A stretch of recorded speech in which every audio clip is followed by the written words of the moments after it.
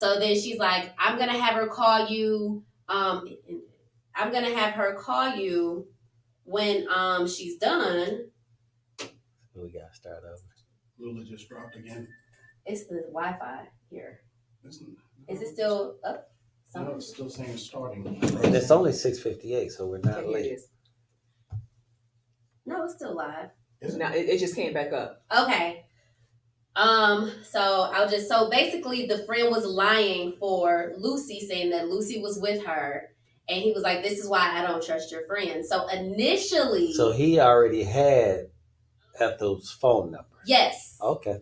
So this is a real close friend to Ricky, and so it's Lucy's best friend. All right. But because of that relationship, she's obviously close to Ricky too. Okay, all right. But in Ethel's defense, she did call Lucy and was like, girl, Ricky calling me. Where you at? What are you doing?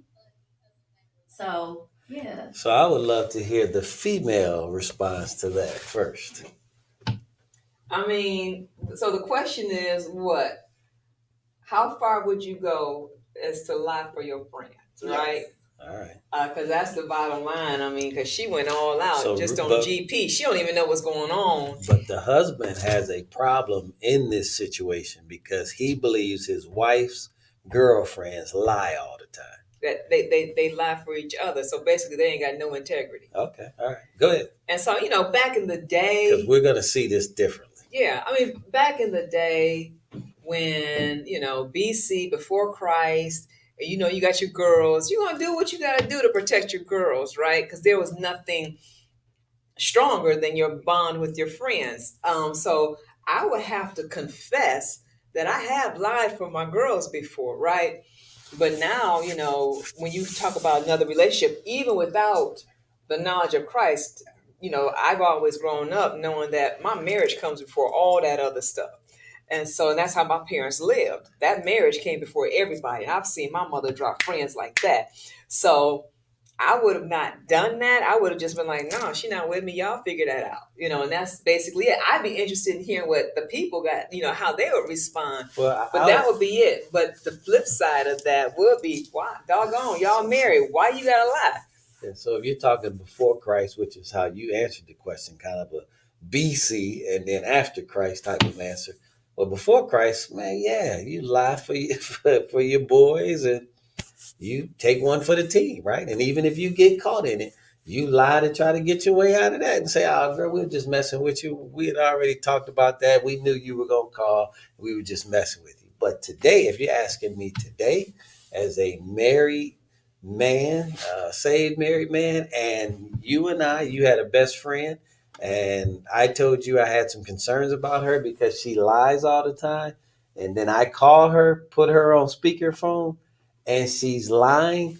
First thing that would come to my mind is, number one, is why does she feel the need to cover up? What's really going on between That's true. With you all, and what are you all really doing when I'm not around? That instantly she felt like she needed to cover up something for you, and she felt like she needed to lie. And so I would never check the girlfriend or have a conversation with the girlfriend.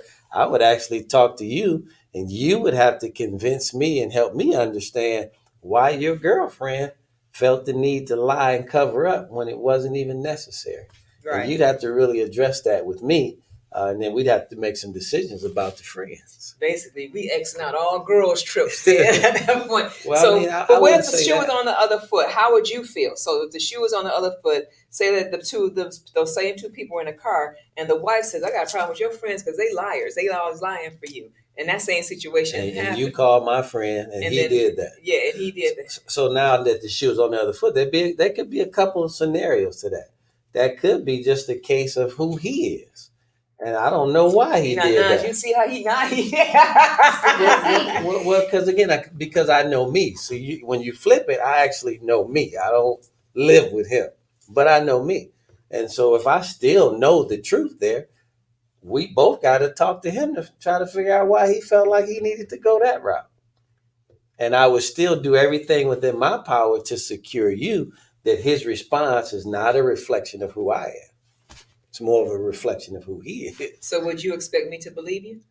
Based off of my history. I mean, to me, now you would have to factor in what have I been in this relationship up to that point. So then, but when you first answered that question, it was on me and my best friend lied. I'm You going like, straight to the. oh I'm coming straight to you. What's good for the goose is good for the gander. Well, so you well, have to believe me based off of our history. Based off of that's why I said I would talk to you, and then you would have to convince me why she needed to do all of that. But just In the same way I would expect you to address that in my presence, so that I can feel comfortable about the level of what's going on here, so that you and I can move forward in a healthy way. Does that make sense to you? Just like I would do that without you having asked me. I would bring him in, call him in, and let him explain why he felt like he needed to do that. woo, I'm so glad I'm in a peaceful marriage. Yes, Lord. And we don't I'm have being friends honest, though, that that's are what- liars. Praise God. Yeah, I There's don't not wanna even have a to let need that for work. that type of situation. Well, welcome everybody. Happy Wednesday. It is April the 22nd. What's today's date? 23rd. It's the 21st. Wow, this month is already gone. Yeah. A lot has happened in the past week, right? We're a day after a verdict reading. Some other stuff has popped off, but nevertheless, we as a church have to stay prayed up, and befriend people instead of getting into situations where it can go contrary. But Naj, you had a different question. We're still talking about friendships because friendships, number one, are important.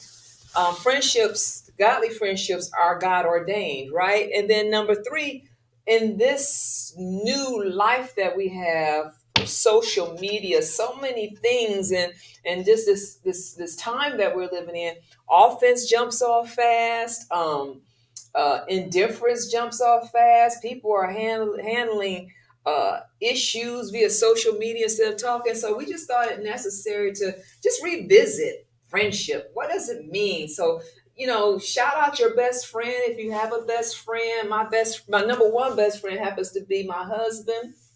And I have other great friends in my life, the Davises, the Cammys, I'm gonna call them out. I'm gonna call them all. The Dianes, I can't remember if I missed you. Keisha's, the who else? Friends, Karen, my K. But yeah, so got great friends in my life. I thank God for them. But what questions do you have about friendships? We had some that was left over from last week that were pretty good. So Naz, why don't you get us going? So we were talking about protecting your best friends, and we now know that lying for your best friend is not really protecting them. But what about when your best friend or your friends let you down? So maybe let's say you two are best friends. If I go to Pastor G and I'm like, yeah, now let me tell you about Pastor Trish. And then I'm just talking about you and gossiping, and he is listening and maybe even engages, and you find out, how do you mend that friendship? How do you approach it? So that was one of the questions, like, how do you mend a friendship when you've been betrayed or when that happens? So would the friend that's asking that, were they the betrayer or were they the betrayed? The betrayed. They were the betrayed. Ooh. Yeah, I think everyone deserves an opportunity to explain themselves. And I think that should be afforded in this case. And through a healthy conversation, if there's any substance there, we can work through that and understand why you felt you needed to respond that way. I can tell you how I see that. And then we can have that healthy conversation so that we can move forward. But I think they deserve an opportunity to explain themselves. I mean, there's a proverb, I can't remember, you might remember, there's a proverb that says even a fool seems wise if they hold their tongue. So the engaging part is where the betrayal ended. But the whole giving my attention to it is where it began. Yeah, everybody deserves a second chance. Or just that opportunity to the opportunity to explain themselves or whatever. But I think it just depends on the circumstances, because so much stuff is happening on a constant basis. You don't know if the other person was lying about the exchange. You don't know. There's conspiracies. And so you just really don't know. So when you add that piece to it, so like in the context of a marriage, and I have a best friend too, and other really close friends, you can't talk to me about her without her being present. And so if you literally start talking to me about her, I'm probably going to stop you and say, hold on, because she's not here right now. So really, your issue is between the two of you. And so let's go get her so that you can say everything that you're saying to me in her presence. And then we'll all have a conversation together since you felt the need to include me in your thoughts and your feelings about her. That's typically how I handle that. And with my best friend and close friends, you just can't bring something to me about them. I know them too well. And so I'm typically going to defend my wife at all costs. I'm not putting it past that whatever they're talking about it could have happened, but it's just you're going to say that in front of her, and then we're going to have that conversation together. Well, when those conversations go a lot differently. They never usually happen, right? It's usually what the response you get is, "Oh, that's okay. It's not that deep anyway," and they back out of that. Right. But even with in-laws, I think who are friends too, right? And parents and siblings and everybody wants to get into somebody else's relationship. So I just think it's important to not allow people to do that. And the two people, best friends or married partners or engaged, whatever, need to really keep a close bond and keep all that extra out. Yeah, I mean, but in the context of friendship, though, if someone came talking to me about one of my closest friends and I know that person, would I engage? Would I listen? I probably would, depending on if it is characteristic of my friend. You understand what I'm saying? If it's characteristic of, like, let's just say one of my friends, me and her both, we were known to have a bad temper. And just to say someone came up to me and said, did you hear about so-and-so? She did this, and it was all associated with the bad temper. I probably listened to it, and it might be laced with some untruths, but I probably listened to it, and then, but you best believe I go back and be like, okay, now, sister girl, this is what I was told. And she's gonna say, who told me? And my loyalty, because we all know somebody that we trust. We all know somebody that we trust whose trust trumps somebody else's. And I'd probably tell her who told me, and then let the confrontation happen.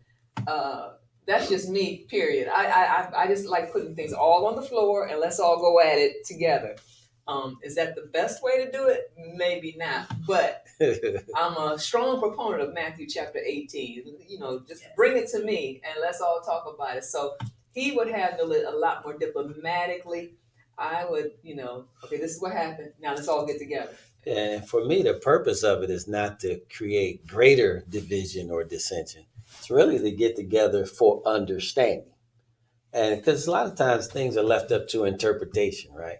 And so somebody is interpreting something that they think they heard, or based off of their background, life experiences, they heard it differently than the way it actually happened. And somehow when we all get together and have real heartfelt discussions for the purpose of gaining understanding, usually we grow in that relationship because it wasn't really the way we thought it was. So much is... You so sweet. Yeah, I mean, that's, me. That's pretty much the way I would. And that's great. Just in the way I'm seeing it, maybe because I've seen too many people come to me one way about a situation, and then I discover heart issues and motive. You come to me with something, and this even happened in ministry. You come to me talking about something, but then now when I bring the other party in, or I bring you into it. Now share with them what you shared with me. Oh, now all of a sudden the story is glazed over. Now it's changed a little bit. And now I have the opportunity. Well, you said that this happened. Well, it didn't quite. Maybe I misunderstood. And that's where for me, I'm always looking for the root. I'm looking for okay, you were talking big then when it was just me and you. But now that this party is in the room, it's a different situation. And maybe it's just me. But when that happens and heart motive, like the menu has been shown, oftentimes that person knows never to come to me again with that stuff unless you're willing to take it to the next party. If I gave everybody an opportunity to be nice and diplomatic about it, it tends to happen again. And I just don't have... Well, I always qualify with that statement, just noted if you're bringing something to me about somebody else, I am going to bring the other person involved.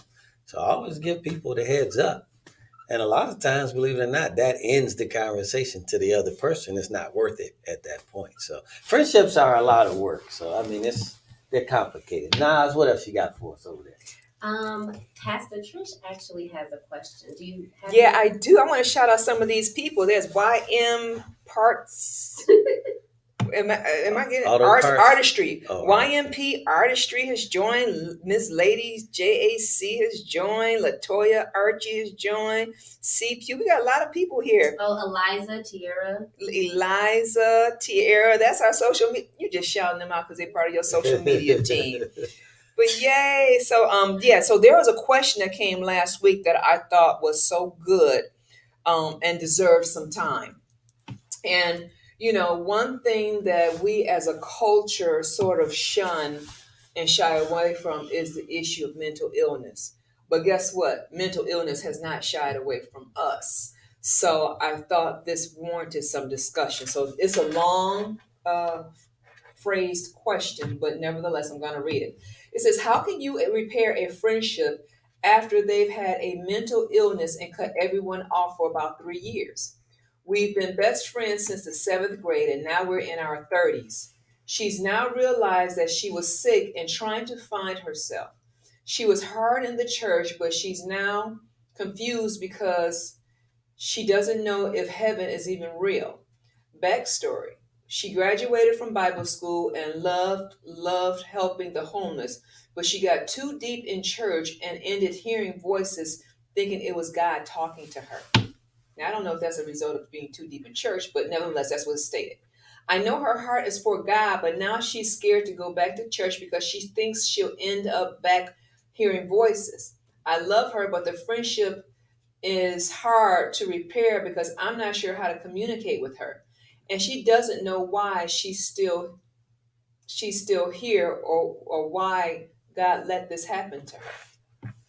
So how would you respond to just trying to just basically she has a friend, obviously you still care about this friend and you two are still a part of each other's life, but how do you repair a friendship after the mental illness has caused so many breaks and you two aren't on the same playing field as far as the things of God are concerned? Right. So And mental illness is the reason why.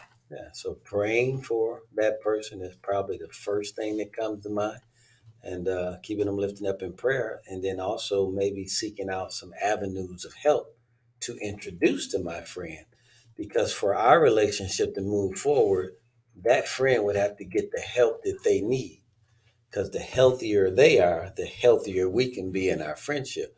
So I really wouldn't make it about what we had as much as what my friend needs, and just do everything that I can within my power to introduce them to that help. First of all, with my prayers, and then maybe researching some different avenues so that they can get the help that they need, because the help that they need can help us if that relationship is supposed to continue to grow.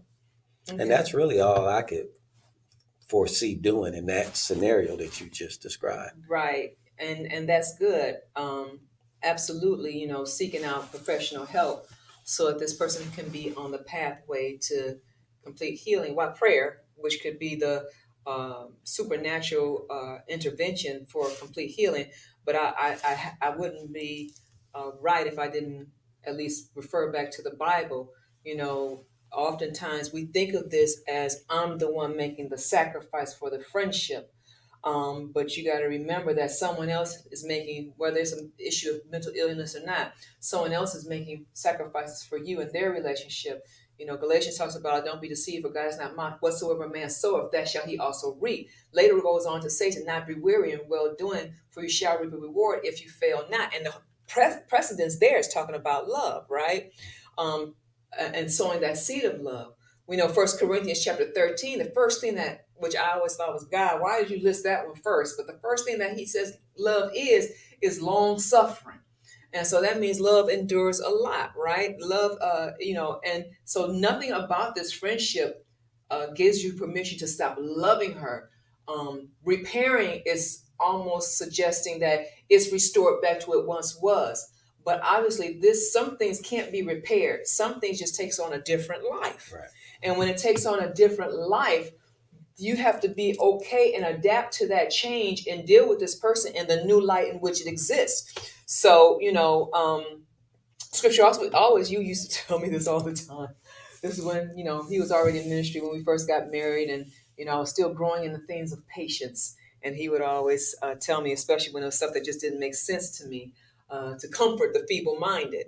And so there's a command there to comfort the feeble minded. So, obviously this person has had some breakdowns, and their mental capacity and their thought process might not be where it was, or it might not have ever been where you thought it was. So this is where you have to be a comforting source. So yes, prayer is one thing. And I heard someone say this, I can't remember who it was just recently. Whenever you're led to pray for something, about something, somewhere within you lies a piece of the answer. And so, and oftentimes that piece of the answer is ministering love to that individual. So that's what I would encourage you to do while adjusting to the change that this relationship has now taken. And it's okay. And it's okay. But I would be fair to her to have that communication, to have that talk, to let that person know, listen, the dynamics of our friendship has changed. I still love you, girl. I'm going to be down with you, and I'm going to be what you need me to be. But now, with all that has happened, you tell me what you need for me to be. And it's up to me in that moment to be honest and ascertain and let her know, can I be that? And if I cannot be that, be okay with saying, but this is what I can be. And this is what I can do. I think that's what's so essential and what's missing in friendships in the body of Christ right now. We want things to be the way they were, or the way we idealize it to be. Whereas the reality is, I got to learn to love you where you are, and you got to learn to love me where I am, because now one of us got it all together. And I said it, now one of us. I'm thinking about a friend that I grew up with, probably known since I was 12 years old. And sometimes life, you grow in different directions.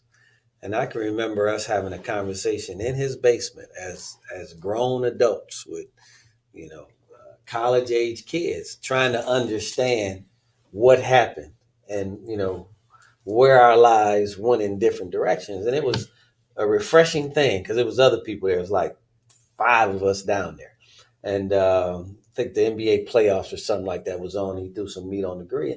And he called me over. I was there. Yeah. Yeah, okay. And Joelle was actually with me. So Joelle was with me, and it's good for her to see it also. He came over to me, and he wanted to know what happened. How did we end up where we are?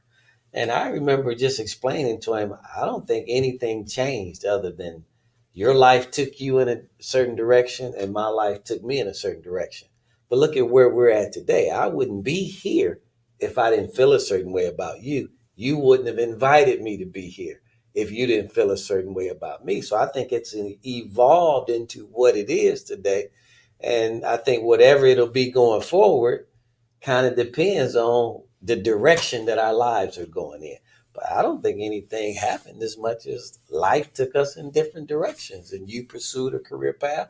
I pursued a career path. And I don't think at no point I ever stopped seeing you the way I see you right now, which is why I'm here today. So I'm just saying all of this to say sometimes it's not as deep as we make it. Sometimes it's just life took us in different directions. Nothing happened to us. Life just took us in different directions. And that's okay. And so that bids me to just, I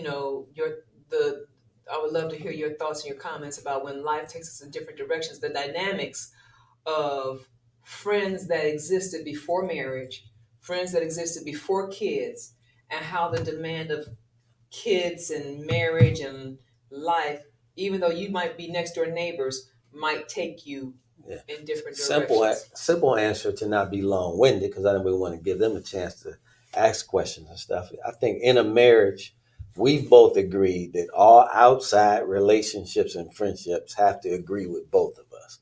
So you don't have friends that I don't agree with. I don't have friends that you don't agree with. I don't hang out with married people that you don't agree with. I don't hang out with anyone that you don't agree with, and vice versa. And that's what works for us. And so There's no secret relationships or separate relationships that I have apart from you that you're not aware of. Right. So then, when you got situations where, let's just say, a friend wants to bypass me, I don't allow you to know that. Right. Yeah. And so I'm just saying that's worthy of a discussion because Okay. it happens all the time. We used to be good, we used to be boys, man. Now all of a sudden she got you on lock, or then, or let's just say a friend comes to you and wants to this has happened. Friend comes to you and wants to borrow money. And they know their friend wants to come to you to borrow money. They're your friend. Yeah. Ask for to borrow some money, but they know you're gonna say no because you're gonna say no. Well, go ahead. But then they want to come to me and ask me to see if I would talk to you about lending them some money because they need some help in a situation.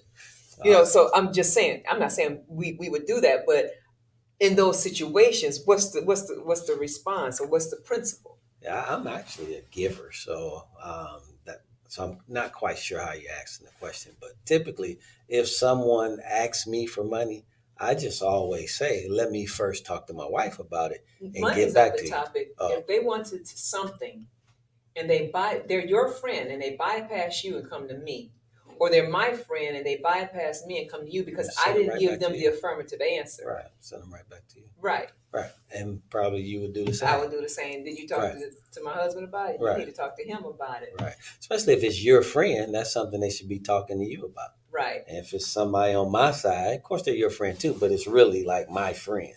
Right. You just are cool with them. Right. Then again, you would tell them to talk to me about that. Why are they talking to you about that? Right. A lot of times, not intentionally, sometimes friends can cause a rift in the relationship, a division in the relationship that not that they're wanting to do it, or some cases they do want to do it. That's another topic, but it's up to the couple to make sure that they have boundaries in place where they're always the primary and the priority in any response to any outside source, even with the kids, especially with the kids. Because the kids know which parent is going to say yes and which parent is going to say no in any given circumstance. Now, this is just personal experience, but I would caution you to really evaluate all friendships that you are the one carrying the friendship. And what I mean by that is initiating all the calls. Every time we go out, you're treating. Everything is really on your end. And it took me years to really come to grips with the reality of several people in my life that it was really all one way. If I wasn't doing the calling, the treating, the covering, the getting the tickets, then we weren't doing anything. Offering the wisdom. Yeah, it was always one-sided. And so I would just really caution everyone out there to evaluate the equality in the friendship. And so it's interesting that the person closest to me today, male friendship, we are equal in that. We literally, you've watched us fight each other to pay for the bill. We've actually gone all the way back in the kitchen to find the waitress to try to beat the other one to get the bill. So I think our relationship is so healthy because it's equal and neither one of us are draining the other person. Right. We're both givers in the relationship, and that's just so healthy for it. Right. You take a giver and a taker in a friendship, and it's just not going to last. It's long. A recipe for disaster. Yeah. So, do we have any questions that have come in about friendship? And there was one question from a husband that you was talking about, Nas. About does his wife have to be his best friend or something like that? He wanted to know if his wife had to be his best friend. Yeah. Yeah. Yes. That might have been my man, the magic man, just in case he's watching tonight. So I'll leave that alone. If he's watching, that's inside between me and him. But I would say I can only speak for us. I think that is so individual based on the relationship that those two individuals have. I can foresee a marriage and they have a great marriage, but they're not each other's best friends. She has a best friend and he has a best friend. And that's okay with them. They've kind of worked that out and agreed to the terms of that, and that works for them. In our situation, this is my best friend, and I wouldn't have it any other way. This is my ride or die, my ride or live, my Bonnie, my Clyde. This is everything. So that's how I would answer that. I mean, I agree with you. I absolutely agree with you. I would add this caveat though. I believe every marriage should be founded upon the foundation of friendship. A good friendship. A good and healthy friendship. You all need to be able to enjoy each other's company, be able to have conversation without sex being involved. Period. It's more than about I don't want to do things by myself. It's more than I just need somebody to be in the room with me or somebody to talk to. I need somebody to be there when I need them. No, there should be a healthy exchange of real friendship within the marriage. All right. That being said, whether they're the best friend or not, whether your go-to person, there's certain things within the covenant that just has to be honored. That's just Bible. But it's if I want to go to a basketball game, am I gonna call my girls, or am I gonna call my best friend as one of my girls, or am I gonna call my husband? If he don't like basketball, I'm calling my girls. And then the other one should be okay with that. If it's not something you don't want to do, don't stop the other person from right, exactly, from and enjoying that's their exactly lives. where I was going. Because see, a lot of times we've seen this happen where one partner in the marriage might have some friends, some very close friends, but the other one might not have as many close friends. So one of the partners might want to constrain the other partner because of their lack of social aptitude, and then that's not fair. So if you have one best friend and then your husband has three best friends, and one of his best friends says, hey, we're going out tonight, it's Friday night, we're going to go to the football game, and your best friend got, she's going out with her husband and you home by yourself. Just make the best of what being home by yourself. I love my house when it's empty. Yeah. So yeah, and if I could add to that, just made me think of some single people out there when we talk about friendship, right? Opposites attract, but they don't make good marriage couples. And a lot of times we're attracted to opposites because they're different than what we are, and that's fun and spontaneous for the moment.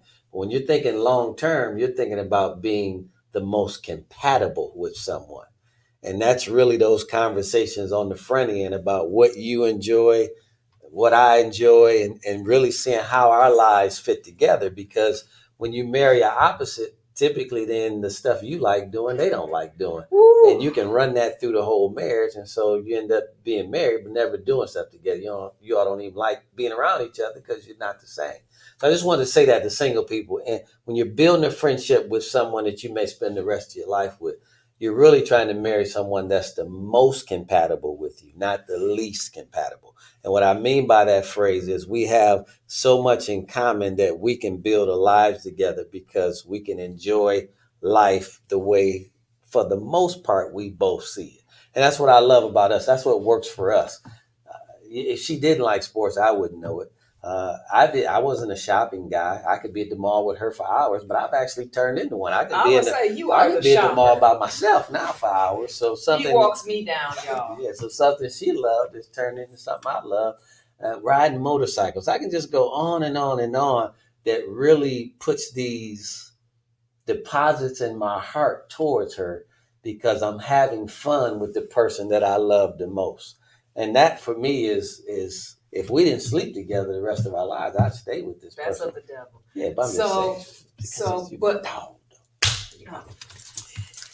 So Do they still do all of that? No, not at all. Compatibility, though, I want to dispel a myth. Compatibility does not mean there's not going to be differences. Right. We're all different, and so in the context of friendship, guess what? There is not one person on the planet that can be everything that you may need in any given moment. Only Jesus, the Holy Spirit, can be that to you. So He can't be everything that I need. Just most of it, though. Most of it, yeah, a good amount of it, but a little. But you fall short of some little areas. But then some. I have my friends, my girlfriends. They fill different compartments in my life because guess what? Not one of them have everything and can be everything that I need. I have one girlfriend that I could just talk to and feel safe. I got another girl. Well, most of them I can. One of them I don't talk to, but maybe once a year. You had to fix that up because you knew one of them was going to be out there. I don't think that's me. No, I can talk to all of them and I can trust all of them. But there's one, I don't talk to her that much. But I know if I called her, she is money on the spot, and she will be everything and anything that I need her to be. But we might talk a few hours throughout the entire year, but we'll pick it up like nothing ever happened. So, just know that it's good for you to have friends as long as you maintain the priority. Your relationships have priority, and you know the priorities within that relationship. Nas, what you got for us? Any questions out there? I know we're coming down the home stretch. Any This other one questions? says, how can you move forward with no apology from a friendship ending? So I'm assuming I don't know how to. So there's no closure. Yeah, maybe it's closure. The friendship For that person.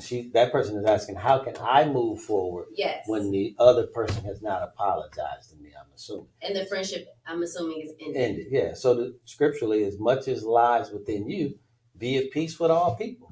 So you just continue to be who you are, even towards that person, because their responses are an indication of who they are. Don't let it change who you are. So just continue to be who you are. When you see them, pursue peace and let that person deal with that and have to respond to that. But don't let them think for a moment that life isn't going on and that God doesn't have something great for you in your future because of their response. Right. I mean, if a friendship has ended and there's been no real significant, happening that caused it to end and it just sort of dissolved, well, there's your closure. Someone went in a different direction and didn't take you along with them in that direction. And guess what? That's okay. And even more, guess what? It's their right to do that. God gives us choice. But like what you were saying, but be at peace with all men and women, especially in the household of faith. Yeah. So if they're a believer, you have an obligation now to be at peace with them, to move on from it yourself. But I don't think I would ever, not even him, I love him with all my heart, but I can't give him the power nor the authority to change who I am because of the decisions that he made. What? No, what? I can't give that to you. Because when I do that, I put him on a throne or whatever friend on a throne that they never earned. That's true. And maturity over time, what you'll learn is you'll look back and you'll realize it was a blessing. I need him anyway. Not that way. You'll learn that, some people in your life for a season, others are in your life for a reason. Some people are in your life for a lifetime. And you just have to learn to trust the results of that. And I can tell you, I've now learned to see that, wow, that probably wasn't in my best interest for that to continue. And you just learn to trust that. So if it ends and it dissolves, you learn to trust that over time. You just don't let it change you. And you continue to be right towards that person. Don't let that person cause you to harbor bitterness or unforgiveness. You just continue to be who you are and be right towards that person. God will send you new friends and at the next level and season of your life. What else you got now? So this one I was just want to shout out to Justice. He's saying, love you too, Justice. Thanks for tuning in. Justice, what's up, boy? Yeah. Okay, go ahead. This one was kind of from earlier, but it piggybacks on what this question was.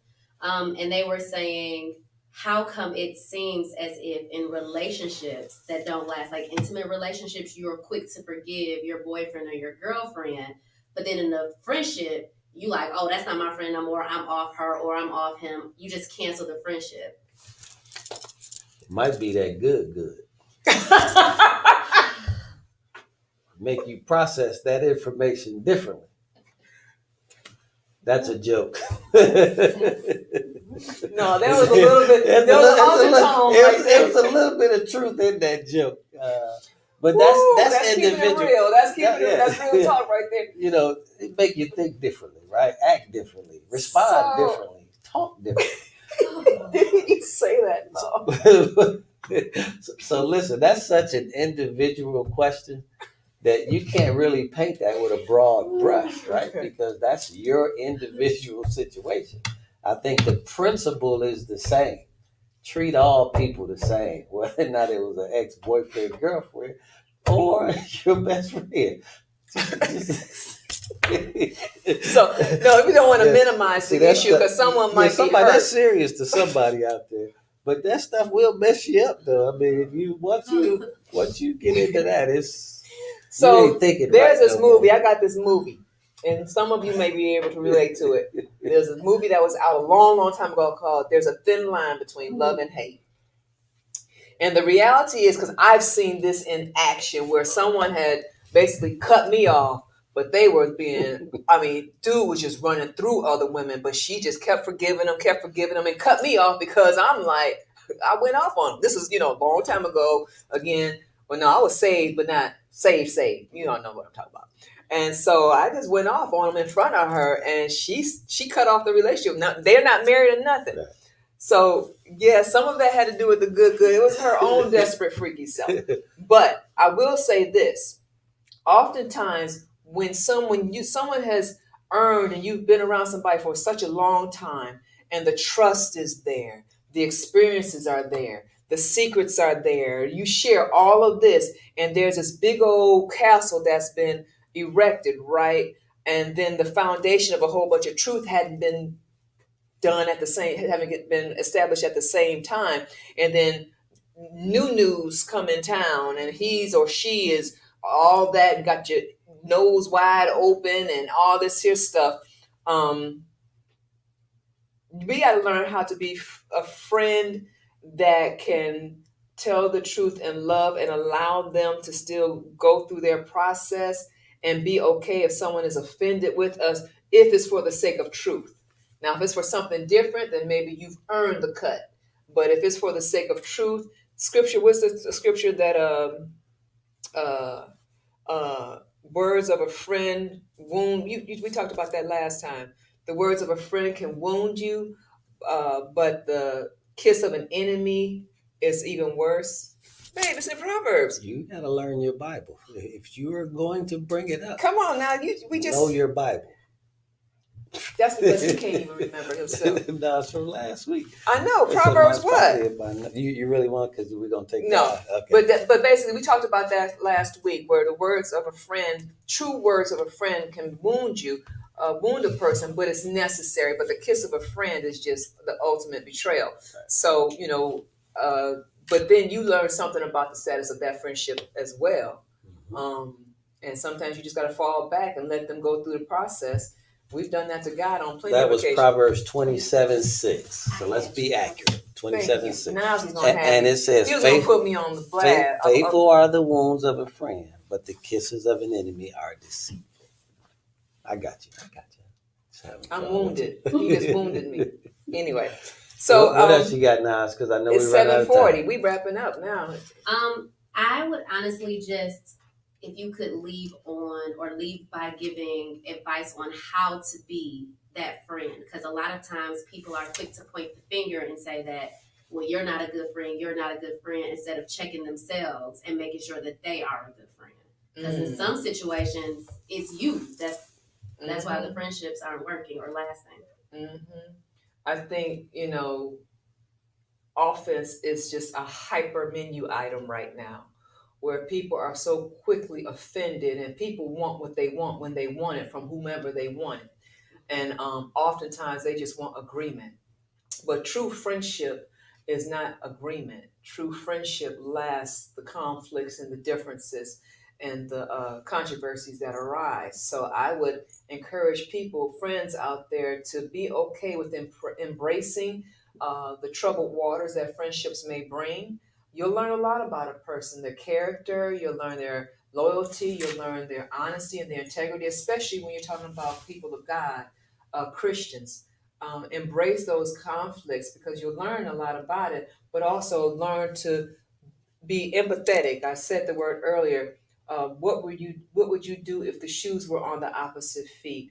And learn to be what is needed in the situation, and not just be agreeable all of the time. I think oftentimes we want to be so agreeable that we just miss the whole point of relationships. But also know how to gauge when the grace for a certain friendship has lifted, and do yourself the honest service, as well as the other person the honest service, to have good conversation with them and just say, not that the friendship has dissolved, but it's just taken a different path, and that path might look quite different or contrary to what it once looked like. And for me, I'll just sum it up this way. I am working on being more accepting of who people are and not trying to change people and not trying to do anything but just accept them for who they are. I'm literally working on that. Sometimes we like to like people who are just like us, act like us, and we respond. But we don't grow because we think the same way. So sometimes I'm respecting and understanding that their differences are actually sharpening me and making me better. So I would say accepting people. The next one, believe it or not, is understanding people. You know how people do stuff and I don't understand. How can Where'd they that this come or from? that? And they have a life, a background, a reason why they responded. So being a good friend for me is also understanding other people, not just accepting them, but understanding them, and that's their truth, and being okay with who they are. And believe it or not, the last one for me, working on just being a good friend, um, affirmation is so big to people, right? And so affirming other people in our friendship by being able to tell them, I appreciate you. I appreciate what you are in my life. Don't change who you are. And I just want you to know I'm for you. And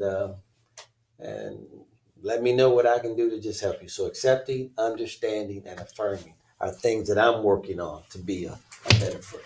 Yeah, and let me say this for those that are on social media, since we're on social media.